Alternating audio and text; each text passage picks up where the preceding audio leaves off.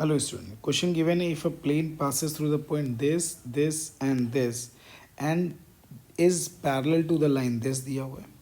तो अब हमने कहा ये जो प्लेन है वो 3 पॉइंट से पास हो रहा है. तो 3 पॉइंट से पास होने वाले प्लेन का इक्वेशंस क्या होता है?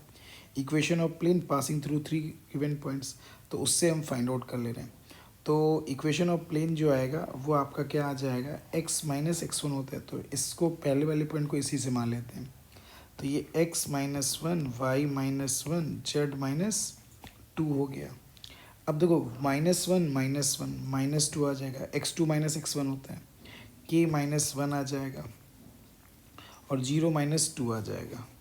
फिर इसके लिए 2 माइनस वन, तो 2 माइनस वन का मतलब कितना आ जाएगा 1, k माइनस वन. ठीक है. और ये कितना आ जाएगा -1 -2 -3 इक्वल टू कितना आ जाएगा 0. ये क्या आ जाएगा, equation of plane passing through given point. Equation of plane, ठीक, पासिंग थ्रू 3 गिवन पॉइंट्स. तो ये आपका इक्वेशन आ जाएगा. अब हमने देखो इसका इक्वेशन फाइंड आउट कर लिया, इसको सॉल्व कर लिया. तो जब हमने सॉल्व कर लिया तो यहाँ पे कितना आ जाएगा, x minus one into -3 plus two. देखो ये माइनस, इसका अगर इससे मल्टीप्लाई करेंगे तो -3 k टाइम्स आएगा, +2 टाइम्स आ जाएगा. तो ये कितना हुआ, minus times k minus one आ जाएगा.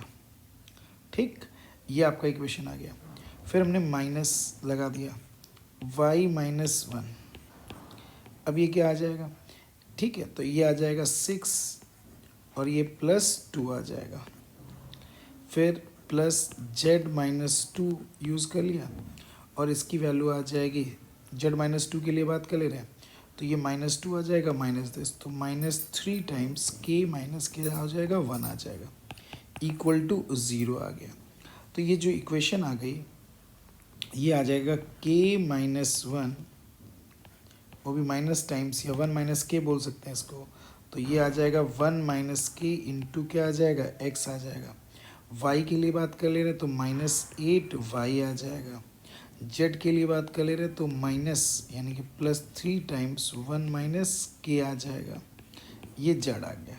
अब जो कांस्टेंट टर्म बच गया, तो कांस्टेंट टर्म कितना बच गया, +k माइनस वन और ये माइनस माइनस प्लस प्लस 8 आ जाएगा, minus minus two plus 6 k minus one equal to 0. ये ऐसे आ जाएगा.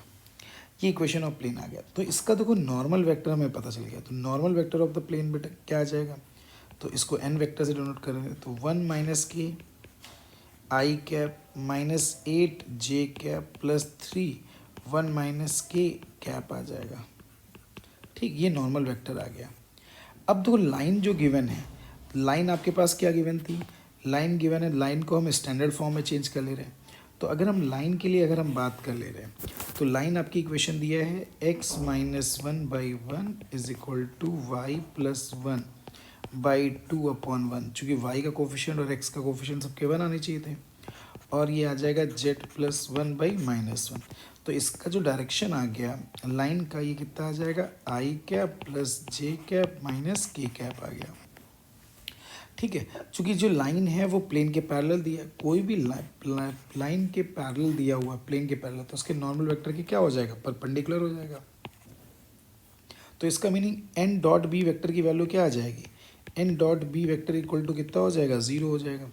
तो यहाँ से आपका कितना आ जाएगा, तो ये 1 माइनस के -8 -3 टाइम्स 1 माइनस के की वैल्यू क्या हो जाएगी, 0 हो जाएगी. तो यहाँ से आपका आ जाएगा -8 और -1. ठीक है, और ये कितना आ जाएगा, -12 यानी कि ये कितना आ जाएगा. ठीक है, तो ये -3 कितना आ जाएगा 11 और ये कितना आ जाएगा 10 आ जाएगा, माइनस का 10 और ये +3 और ये कितना आ जाएगा 2 आ जाएगा, -2 के आ जाएगा. तो के की वैल्यू जो आ गई वो कितनी आ गई, 5 आ जाएगी. के की वैल्यू आ गई 5. अब मुझे किसकी वैल्यू फाइंड आउट करनी है, के स्क्वायर प्लस 1 अपॉन के माइनस वन इंटू के माइनस टू. तो अब हमने वैल्यूज रिप्लेस कर दिया. तो के की जो वैल्यू है 25 + 1 तो 26 आ गया. k माइनस वन यानी ये 4 आ गया, k माइनस टू की वैल्यू कितनी आ गई, 3 आ गई, तो ये 2 हो गया, ये 13 आ गया, तो आंसर इज 13/6। तो आपका फोर्थ ऑप्शन क्या हो जाएगा, करेक्ट आ जाएगा।